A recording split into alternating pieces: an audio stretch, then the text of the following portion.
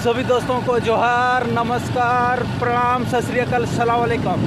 चेतन Murmu YouTube channel में आप सबों का मैं स्वागत करता हूं। दोस्तों आज मैं आप लोगों को एक न्यू अपडेट बताने जा रहा हूं। दोस्तों ये न्यू अपडेट है, नया साल सरायकेला खरसवां को मैं जा रहा हूं। तो दोस्तों सरायकेला खरसवां में जो गोलीकांड हुआ था 1 जनवरी 1948 को, वो तमाम वो चीज़ वहाँ पे मैं दिखाने वाला हूँ। दोस्तों 1 जनवरी 1948 को जो सरायकेला खरसवां में गोलीकांड हुई थी, उसका गोलीकांड में शहीदों को किस प्रकार से बिहार, बंगाल, आसाम, उड़ीसा का आदमी आके शहीदों को किस प्रकार से श्रद्धांजलि दिया जा रहा है, वहाँ पे तमाम वो चीज़ मैं आप लोगों के सामने रखने का काम करूँगा।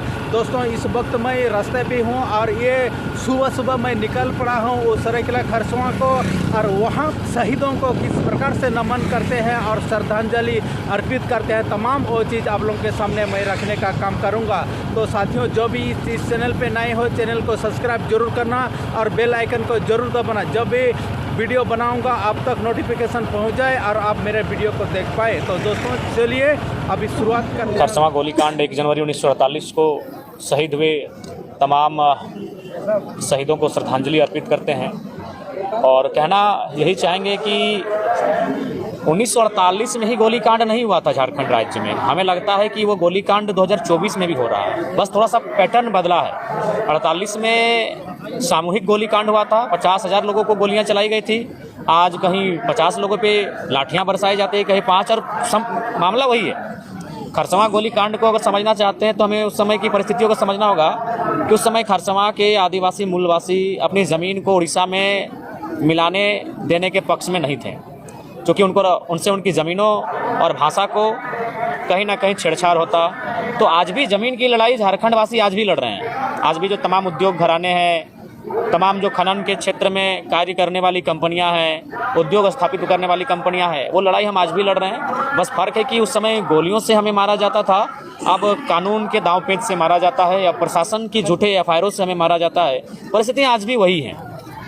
अब आप कहेंगे कि आप उद्योग के खिलाफ हैं क्या? तो जी नहीं, उद्योग के खिलाफ कोई नहीं है। हमने जो कपड़ा पहना है वो उद्योग के कारण है, हमारे हाथ में जो मोबाइल है वो किसी न किसी कल कारखाना में तैयार हुआ है।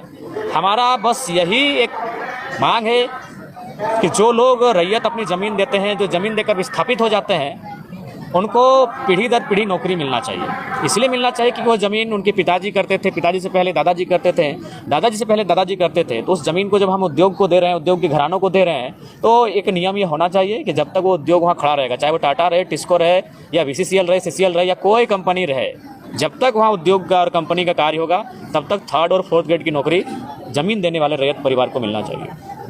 जो खरसवां गोलीकांड हुआ, इस गोलीकांड के जो शहीद हुए, जो सपनों का झारखंड सोचा गया था, वो कहाँ तक हद तक? नहीं, बिल्कुल नहीं। हमें लगता है 1% भी अगर पूरा हुआ हो तो खरसवां गोलीकांड बिल्कुल वो सपना आज भी अधूरा है। जिस उम्मीद के साथ झारखंड के लोगों ने शहादत दिया है, शहादत देने का ही मतलब था स्वशासन की व्यवस्था। स्वशासन की व्यवस्था मतलब हमारी अपनी पारंपरिक व्यवस्थाएं, लेकिन आज विशेषकर कोल्हान में आप अक्सर देखते हैं जिस प्रकार की समस्याएं सामने आती हैं, जिस प्रकार से दमन किया जाता है, तो स्वशासन व्यवस्था आज भी नहीं है। और जो लड़ाई थी वो स्वशासन व्यवस्था की लड़ाई थी, वो लड़ाई हक अधिकार की थी, और हमें लगता है कि आज पुनः उस लड़ाई को आत्मसात करने की आवश्यकता है। पेशा कानून के बारे में बार बार बात होता है, अभी फिर से जो ये बात उठ रहा है, पेशा कानून पर आप क्या पक्ष रखते हैं? बिल्कुल, पेशा कानून ही मजबूत करेगा जो आदिवासियत परंपरा है, जो आदिवासियत रीति रिवाज है। पेशा कानून का जितना कड़ाई से, जितना मजबूती से अनुपालन होगा, उतनी ही आदिवासियत का संरक्षण होगा। और नहीं तो आज देख सकते हैं, रांची एक समय आदिवासियों की CNT ज़मीन हुआ करती थी, आज वहाँ आदिवासी नग्न हो गए। धनबाद, बोकारो, ऐसे बहुत सारी जगह हैं जहाँ आदिवासी मूलवासी लोग बस बसाव था उनका उस भौगोलिक सीमा में, आज वो विस्थापित हो चुके हैं। कहीं डैम बनने से, कहीं उद्योग बनने से, तो कहीं अन्य राज्यों के लोगों के प्रभाव से वो धीरे धीरे अपने गाँवों को छोड़कर सीमित हो गए हैं, संकुचित हो गए हैं। तो पेशा कानून जैसे कानूनों को कड़ाई से अनुपालन ही आदिवासियत संस्कृति का संरक्षण करवाई। दादा, आपका एग्रेसिव को लेकर के पूरा झारखंड में चर्चा चल रहा है, इस विषय की क्या कहें? देखिए, हमें लगता है कि एग्रेशन आवश्यक है झारखंड के लिए। अगर मान के चलिए आप नियम से चरणबद्ध तरीके से अगर झारखंड में काम हो जाता तो एक यूथ लड़कों को एग्रेशन करने की ज़रूरत नहीं थी। हमें भी अपने घर परिवार को देखने की आवश्यकता थी।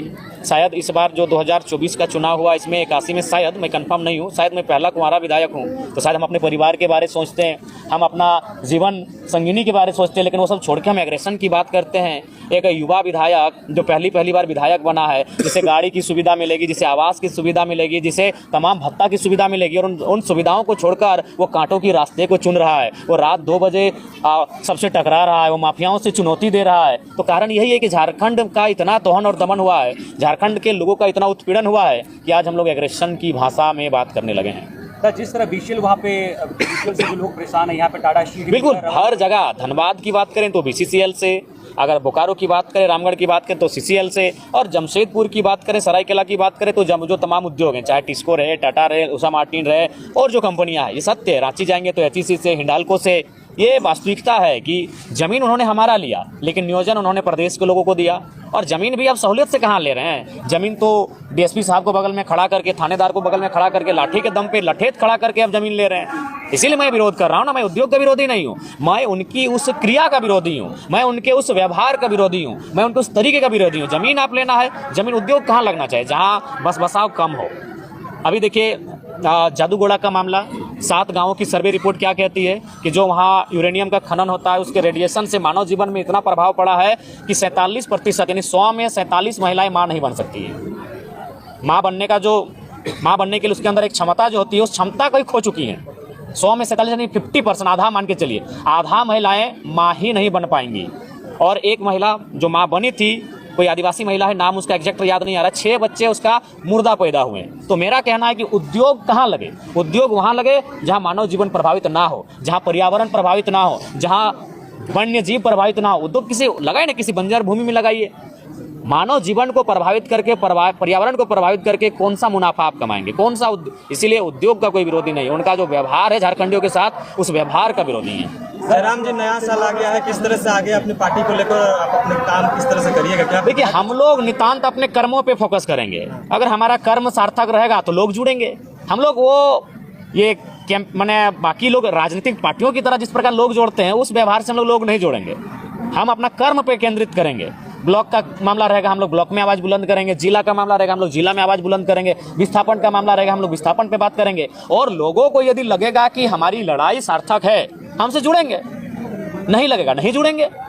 तो जिस तरह गुजरात मॉडल के दम पर पीएम नरेंद्र मोदी जी पीएम बने, क्या डुमरी मॉडल वो देखने को मिलेगा 5 साल का? क्या आप लोग का जी, डुमरी मॉडल बिल्कुल देखने को मिलेगा, और उसके लिए हम लोग बहुत सारी योजनाओं को बेहतर सिस्टमेटिक तरीके से लाने के लिए चरणबद्ध हैं। और बिल्कुल डुमरी मॉडल को हम लोग आने वाले 5 सालों में झारखंड में एक एग्जाम्पल के तौर पे प्रस्तुत करेंगे। जयराम जी, डेट बदल जा रहा है, कैलेंडर बदल जा रहा है, लेकिन रोजगार की मुद्दा वही है, स्टूडेंट वही सड़कों पे है अभी भी। क्या कहिएगा इसको लेकर? नया साल में कुछ संदेश देंगे छात्रों को लेकर, कुछ करिएगा? देखिए, हम तो स्पष्ट कहेंगे, राज्य सरकार को आपके माध्यम से संदेश देंगे कि जब तक खतियान के आधार पे स्थानीय नीति, स्थानीयता के आधार पे नियोजन नीति और पिछड़ों के आरक्षण में संशोधन, जब तक इन विषयों को इम्प्लीमेंट नहीं करती है और अगर कोई नियोजन लेती है, तो उसमें क्या होगा कि झारखंडियों के साथ सरासर अन्याय होगा। तो इसलिए राज्य सरकार को हम आपके माध्यम से खरसवां की इस पावन धरती से, खरसवां की इस ऐतिहासिक धरती संदेश देंगे, बिना स्थानीयता के कोई भी नियोजन ना लें। अगर बिना स्थानीयता के आप नियोजन लेंगे तो वहाँ झारखंड के लोग कम और गैर झारखंड के लोग। तो साथियों, अभी आप लोग जो वीडियो मेरे चैनल के माध्यम से देख पा रहे हैं, यह डुमरी विधायक माननीय जयराम महतो जी है, और इस वक्त सरायकेला खरसवां में मौजूद है और तमाम उन शहीदों को नमन करते हुए, पत्रकार बंधुओं से बातचीत करते हुए नजर आ रहे हैं। और उसके साथ साथ अपना वीडियो कैमरा में कैद होते हुए मैं आप लोगों के सामने में रखने का काम कर रहा हूँ। तो जयराम महतो जी का कहना है कि जब तक झारखंड प्रदेश में स्थानीय नीति नहीं बन जाती और स्थानीय नीति के तहत यहाँ पे झारखंड वासियों के लिए नियोजन नीति नहीं बन जाती, तब तक यहाँ के युवा युवतियों को, यहाँ के पढ़े लिखे नौजवान को रोजगार मिलना काफ़ी दिक्कत हो जाती है। तो साथियों, इस प्रकार का बातें इन्होंने माननीय जयराम महतो जी इस चैनल के माध्यम से आप लोग तक पहुँचाने का काम किया। तो दोस्तों, इस वक्त जयराम महतो जी डुमरी विधायक सरायकेला खरसवां शहीद स्थल पर पहुँच कर वहाँ पे नमन करने के बाद बहुत ही अच्छा तरीके से लोगों को समझाते हुए नजर आए। दोस्तों, आज का वीडियो को यहीं पे मैं समाप्त करता हूँ।